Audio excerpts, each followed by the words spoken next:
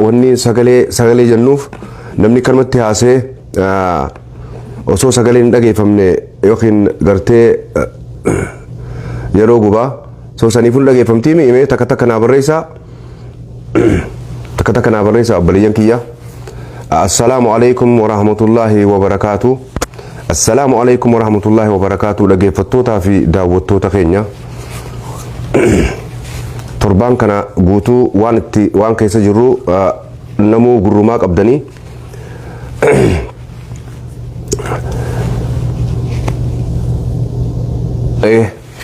Assalaamu alaikum wa rahmatullahi wa barakaatu. Kabajamtootaa fi daawwattoota keenya sagaleen tiyya dhageeffamtii mi'imee takka naa barreessaa. Masha Allah, excellent, jazakumullah, excellent, fayyaadaya. Masha Allah. Jazakumullah warreen takka naa barreessitanii fi warreen yes jettaniis fayyaadaya galatooma jazakumullah isiniin jaa. Obboleeyyan kiyya dhaamsiniin arraa daqiiqaa 10 keessa dabarfadhee deemu dhaamsuma gabaabaadha. Dhaamsi kun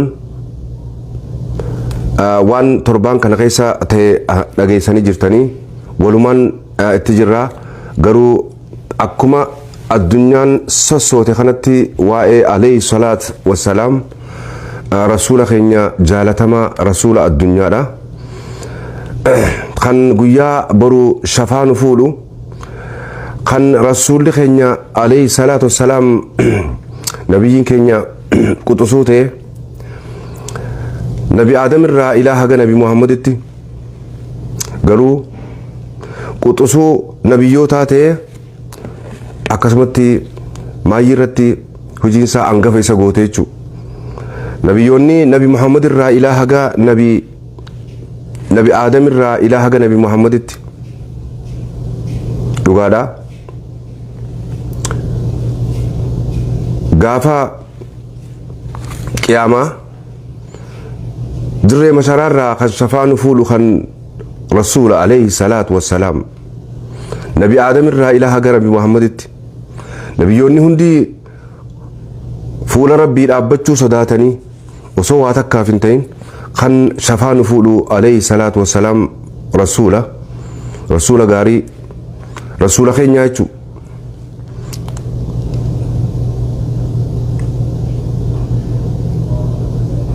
Obboleeyyan kiyya warreen waan kanatti qaccallootti anaannattanii islaamaa fi kiristaanaa fi waaqeffataan warreen qaccallootti onnee keessaa osoo kijiban ta'in osoo irra diddibaan ta'in alayhi salaatu wassalaam rasuula keenyaaf dhugaadha.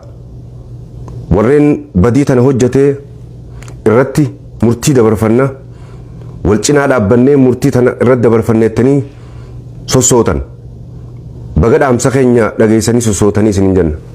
Baga akkasumatti osoo dhaamsa keenyaa isin dhageessan sossootanii isin hin jenna jechuudha. Galatoomaa isin hin jenna. Dhugatti warreen isin dhageeffamtee waan sossooyinsa kana qaccallootti gootanii ammallee itti jirtan galatoomaa isin hin jenna. Isin warri biyyaa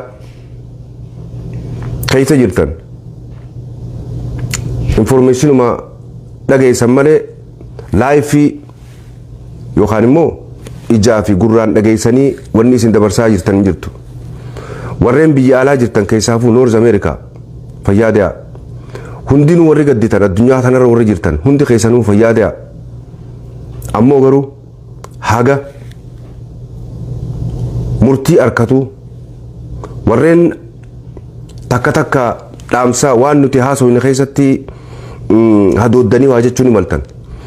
Yeroo nuti dhaamma dura gaafas waadu dubbannu waan kana dubbannu waan irraa hadoonnee dubbannu waa'ee rasuula keenyaa irraa dubbannu hadoonnee danfinee dubbachuu miti.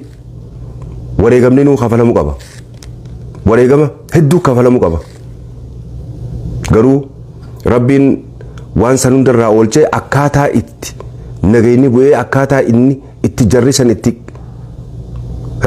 heeraa fi seeraa dhiyaatan irratti dalaguudha malee akka biraatti wal komachuun barbaachisaa miti. Araarri jiru jechuun obboleeyyan keenya katana keessa hin jirre wajji araarrin jiruu miti namoota waan akkas godhe san hanga heeraa dhiyaatanii haga murtii hirkatanuu isaanii wajji araarrin jiruudha tana warreen gabbaatanii anaannatanii dubbattan beekuu qabdan warreen gabbaatanii akka keenyaa kanatti anaannatanii dubbattanii waan deemaa jira wal beeksisuun barbaachisaa addunyaa beeksiftan warreen asirraa haasoyin hundi keenya arraata wal maruu dhiifama jara keenya warreen asirraa haasoyin hundi keenya arraata wal micciiroo osoo hin ta'in maali wanni jiru waan kana bikkatti godhuurra haasa'uu qaba hagasuma qofa waan kana waan deemaa jiru kana haga bikkatti goonuu jalaa fuudhafuu qofa malee arraata wal micciiruun barbaachisaa miti jechuudha. Saniifuu dhugaa haga murtii harkatu araarri jiru arrallee borullee araarri warreen badii balleeyse araaran qaban murtii hirkachuu qaban badii isaaniitiif qaxxaamuu qaban warreen kaan immoo keessan jiran dhaloonni isaanii hatta biyyaan dhalootaan namni isaan cinaa jiru hundi tokkollee responsibility isaaniif irraa buusanii jiran akka responsibility irraa buusaniif gabbaanee dubbanne waan biraati miti gandaa fi kutaa fi gosaa fi amantiin miti ka dubbanne responsibility akka irraa buusaniif gabbaanee dubbanne tun ifa ta'uu qabdi. Kanaafuu warreen gabbaatanii dubbattan bu'uma kanarraa dubbachuu malee arraba wal micciiruu waliin micciirinaa wanni godhamaa jiru waan bareedduudha haga murtii harkatanuu jalaafuun qabnuun jaa warri biyya keessaatiis rabbiin dhugaadha warri biyya keessaa rabbiin hafuura isin fudhachiise waan haasoitan harkattanuma maaliif osoonii fi hayyama harkachuu baattanii hin haasoitan osoonii fi hayyama harkachuu baattanii hin haasoitan waan haasa'uu qabdan waan amma dura haasa'uun isinirra ture hin haasoine tunis fardi baga haasoitan waliin qabna ammoo nuti isinirra waan kana irra haasa'uu itti gartee onnee dhawatee haasa'u qoma dhawatee haasa'u waa'ee alayhi salaatu wassalaam rasuula keenya wallaahi yoo isin habalee takkaan loltan habalee lamaan lolla yoo barbaachisaa taatellee ammas namni nuti lolluun hin jiru nama tokko nama maraataa namoota akkas labbeedha kawaan kana godhe yoo fardiin dhuftellee akkuma kanaachuu nuti akkuma gartan kan yoo fardiin jabduu san dhuftees tun ammoo waa takka nama kashlabbee maraataa nama faayidaa hin qabne malee obboleeyyan keenya dhaloonni warri hojii dhalate hundi obboleessisaa akka inni dhaamsatti dabarfate dhageessan nama uumaadhaan jallaa nama haati abaarte qaanilleen sanuma irra badaan san himmaas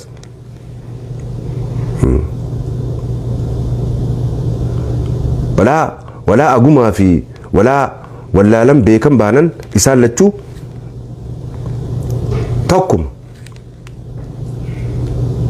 tokkuma the same feather and yeah they flying together wal fakkaattiin wal barbaaddi hedduudha wal fakkaattiin tanammoo jara kana jarri kun bikka gurkate jarri ajandaa kanaa oofu hundi isaanii warri booda jiru dargaan isaanii hundi isaanii naamusa qabatanii ta'anii jechuudha warreen booda jiran hedduu jira san naamusa qabatanii ta'an akka jarri kaan naamusa qabatanii ta'anii akka badan godhuuf jara kana murtii fudhachiisuun dirqamaa jechuudha murtii akka harkatan godhuun dirqama jalaafuu miti akkanumatti kaman guddoo ijoollee waliin jaarsaa jaartii waliin lolle araara maarree haasoyinee araara finnaawwan jaan jirtu tun akkas saniifuu wareegama guddaa kafalla akkas jannaa saniifuu warri biyyaa dhugaadha alayhi salaatu wassalaam rasuula keenyaaf qoma dhawattanii kanatti ori'uu caca'uu hayyama harkattaniitiin isin jaan hayyama mootummaarraa harkattaniiti malee waan biraatu gisee haasoytan abiyyi Maarroo firraa laalaa akkasii haasoftan. Arra waan mootummaan jaalattu waan mootummaa tuqaa takkan haasoftan. Arra rabbiin hafuures ukkaamamtanii jirtanii arraan tana jarri maraataan kun ajandaa bareedaa katti haasoftan isinii baase isiniif. Nuuf lubbu immoo nuuf lubbu isiniif ajandaa bareedaa isinii baase.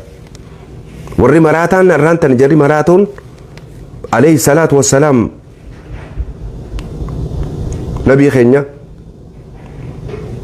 اللهم صل وسلم وبارك عليه وري نبي خينيا دتان دربة يكون اسنيف أجندا سنيبا سيتشو أكاسو يتن سنقول موتما هاسوا موتما وان كان جري خون جرغرتي جر أورمو ها Oromoo bilisa baafna jedhee jara sanii hojii jira. Waan jara sanii hojii jira qabaati dubbadhaa jechuun waan biraatu maan dubbanne. Wanni biraa hedduu wanni dubbatan wanni tana fakkaata. Tatanaa gadi. Baga dubbatan. Naam waan dubbachuu qabdan waan fardiiti tatanaa aluun jirtu. Ammoo osoonii fi mootummaa waan tana dubbachuun feene hin haasoftan. Osoonii fi mootummaan waan alayhi salaatu wassalaam rasuula keenya kana qaaneessan jarri osoo dandeeni jechoota hamaan dadarbatan kun mootummaa biratti jaalatama qabaatanii akka mootummaan waan kanan haasofne yoo hafeetu taate isiniin haasoftan jaa.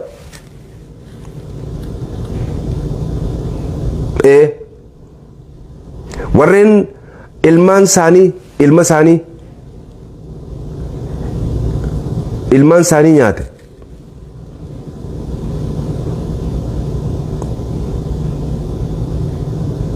waan nama ajaa'ibsiisu keessa dubbiin tun dubbii fardiidha. Dubbiin tun dubbii fardii ilmaan keessan nyaatanii mee ilmaan keessan irraa isa haasawaa hayyama harkattanii haasofitanii waa'ee rasuula alayhi salaatu wassalaam rasuula keenya sodaachaa haasoftan gabbaatan nuti sodaachaatiin qoma qabanne qoma dhawannee dubban biyya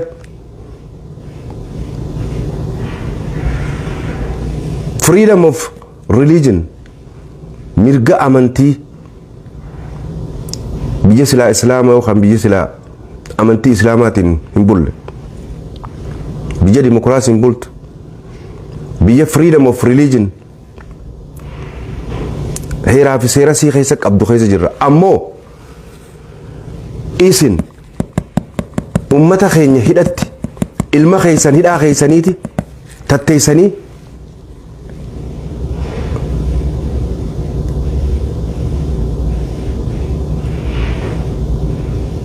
irraanfattanii arratun dhufnaan nasiibaan dhufnaan haasoftan jechuudha. Baga haasoftan tun waan haasawuu qabdan. Ammoo taanoo maa irraanfattaniin gaafiidha. Ilmaan keessan maaliif irraanfattan maa nyaattan foon ilmaan keessanii maa ilmaan keessan ajjeeftanii irra teessan maa ajjeeftanii irra teessan diinaan ilmaan keessan ilma keessanii Jawaar Mohammad ilma keessanii Hamzaan Booranaa ilma keessanii warra hidhaa jiru hundi isaanii obboleeyyan keessanii ilmaan keessanii warra hidhaa jiru. Akhiru zaman Rabbi waa hedduu nama agarsiisa. Yoo umrii qabaatte waa hedduu garta. Kanuma ummata kalee biyya bulcha wayyaanee jalaas horiitan. Liu jettanii ammaas deebitanii tumaas amma warreen biyya bulchu nafxanyaa ilaalcha nafxanyaa qabdu jalaas horiitan. A'uuzu billaahi mina shayxaani rajiim. A'uuzu billaahi mina shayxaani rajiim. أعوذ بالله من الشيطان الرجيم من سنجا وني تيسن نعلتا أكت تقلفة نمغوتي وانغاري جرسيتا نبيتن نواني وان بينن قبدن كتشلو قدي فقين يام بيتن تنا الدنيا رياتني هاسويتن تنا الرا هاسويتن ماز دي بتني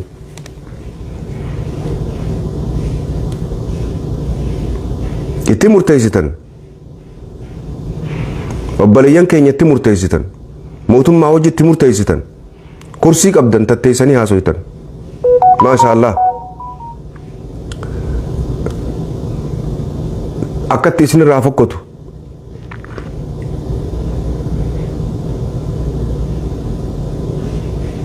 nama dhugaa dubbatu fakkaattan haqa dhoysa beekaa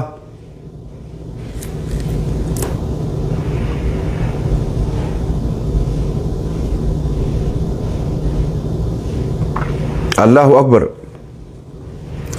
Allahu akbar Rabbiin tokko Allahu akbar Rabbiin tokko Muhammad ergaasaati wallahi dubbiin rasuula keenya tuquutu waa hedduu mallee addanuu baafte Allahumma salli wa sallim wa baarik alayhi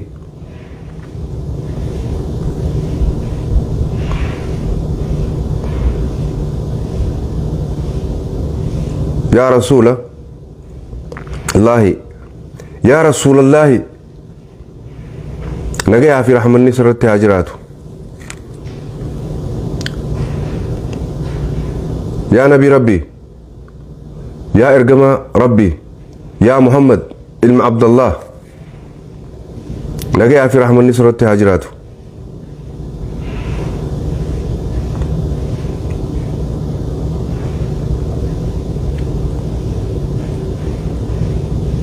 نبيوتا هند في التيانسي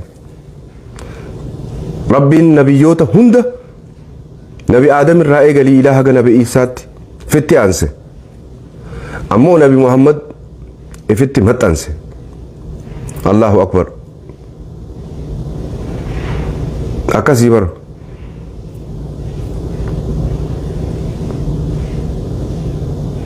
في متانسي نبي محمد لا إله إلا الله جين دام ربين أركان إسلام أقوني في دور الفقايو ربين قرآن خيستي وخين حديث خيستي لا إله إلا الله أركان إسلام لا إله إلا الله جين دام محمد رسول الله جي الله أكبر أكسيني أقونا بين كيتو كبه هندي سادة أواقلون درك أما يجو لمن بيخوتي nuti sheekotii darreen nun barsiifne sheekotii sodaattuun nun barsiifne afaan oromootiin nashiidaa rasuulaa haflaatti godhaa turre Allahu akbar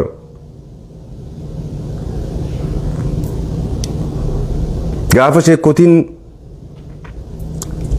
afaan oromoo dubbachuun afaan oromootiin tafsiira himuun du'a sodaa gaafas afaan oromootiin nashiidaa رسول خينا فارفتشا عليه الصلاة والسلام سببا نبرسي سنرت ميك أنت ميدو مشي كوتي تين خاكا شيخ زكريا فا منا برنوتا شيخ محمد هرمايا منا برنوتا دريدا خن أمنتي دا شيخ كوتي ميك أنت ميدو مي واي أفان أرموتين تفسيره موفي afaan oromootiin nashiidaa nu barsiisu waa'ee amantii teenyaa nu barsiisu sheekotii jayinootaan nu barsiise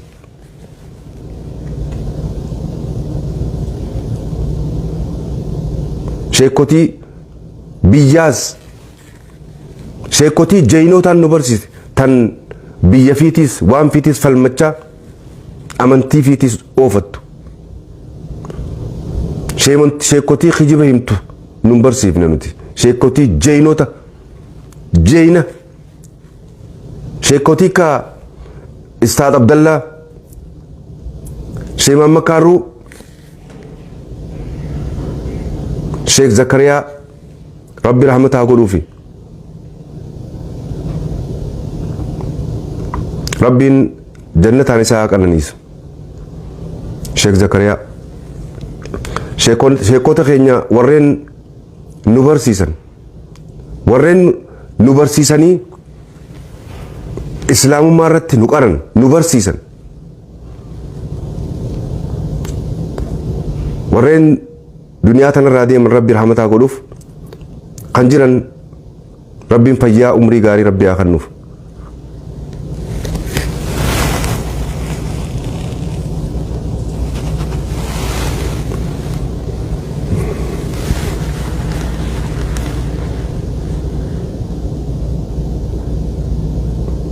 namni kanumatti dhugaa dho'isee waa'ee rabbiitis dubbata. Dhugaa dho'isee haqa dho'isee waa'ee rabbii dubbata. Dhugaa jirtu dho'isee biyya keessatti.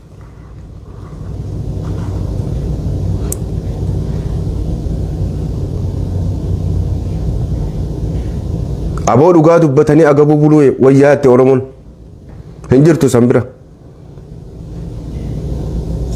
Zamana dargaggeessi dhugaa dubbatu. Zamana kan baratin dhugaa dubbatu.